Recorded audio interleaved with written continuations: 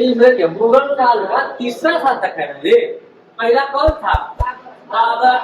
दूसरा हुमायूं। तीसरा शासक बना कौन? अकबर, है ना। इसका जन्म देखिए, अकबर का जन्म 1542 ईस्वी में अमरकोट के। ऐसे तो नॉर्मल क्वेश्चन पूछ देगा कहाँ हुआ था, तो अमरकोट कर दीजिएगा। फिर अमरकोट में कहाँ हुआ था? तो राजा वीर साल के महल में।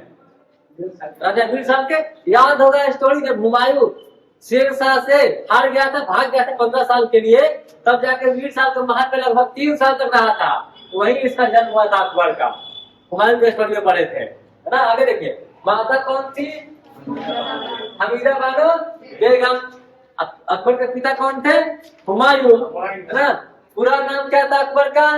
जलालुद्दीन मोहम्मद अकबर। जलालुद्दीन मोहम्मद। राज्याभिषेक कहाँ हुआ इसका? पंजाब में, गुरदासपुर जिला में। पहले तो स्टेट से देगा तो बता दीजिएगा पंजाब, और देखिए डिस्ट्रिक्ट से पूछेगा तो गुरदासपुर जिला है ना। गुरदासपुर जिला के निकट कल्लानौर नामक स्थान पर, कल्लानौर नामक स्थान पर कब हुआ था? 14 फरवरी 1556। इसको भी कनेक्ट कर लीजिए। 14 फरवरी 1556 में राज्याभिषेक हुआ अकबर का, और 14 फरवरी का जन्म हुआ था हुमायूं का, बाबर का। हाँ, इसके दादाजी का ना। 14 फरवरी का जन्म हुआ था बाबर का 1493 की कुछ में, है ना, 83 में। और इसका राज्याभिषेक हुआ 14 फरवरी 1556। याद रहेगा। आगे देखिए, इसका संरक्षक थे बैरम खां, है ना, जिसको अकबर खाने खाना की उपाधि मिली है ना। खाने खाना की उपाधि किसको मिला? बैरम खां। क्वेश्चन यही से बनेगा, खाने खाने का उपाधि किसको मिला? बैरम खां को, है ना। आगे कौन दिया? तो अकबर।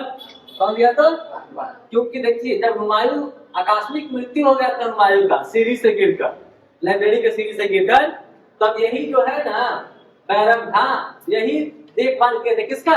अकबर का। तो देखिए इसका राज्याभिषेक कब हुआ है? 1556 में, और जन्म हुआ था 42 में। तो 14 साल की उम्र में राज्याभिषेक हो गया। किसके साथ में ज्यादा था? बैरम खां के साथ। देखिए अगला युद्ध पानीपत का युद्ध, फर्स्ट युद्ध पानीपत का युद्ध, है ना। देखिए पानीपत का युद्ध, पानीपत का दूसरा युद्ध। पहला युद्ध तो 1556 को हो गया था ना। दूसरा अकबर के शासनकाल में पानीपत का दूसरा युद्ध हुआ। कब हुआ? 5 नवंबर 1556। आप क्वेश्चन खाली ईस्वी सब नहीं पूछता है, डेटे पूछता है, क्योंकि एग्जाम टफ होते जा रहा है, डेटे पूछेगा तब जाकर टफ होगा। देखिए पानीपत का दूसरा युद्ध अकबर के शासनकाल में हुआ 5 नवंबर 1556 ईस्वी में। तो किसके किसके बीच हुआ? हेमू और अकबर के बीच, है ना। हेमू का पूरा नाम हेमचंद विक्रमादित्य। हेमू विक्रमादित्य का उपाधि कर लेने वाला भारत के 14वें शासक था, है ना। देखिए इसके बाद अकबर का कुछ काम देख लीजिए। 1562 ईस्वी में अकबर ने दास प्रथा का अंत किया। पहला याद कर लीजिए, 1562 में दास प्रथा का अंत किया ना। 63 में तीर्थ यात्रा कनेक्ट हो रहा है। 63 तीर्थ यात्रा ना, 63 में तीर्थ यात्रा कर खत्म कर दिया, टैक्स खत्म कर दिया। 64 में जजिया,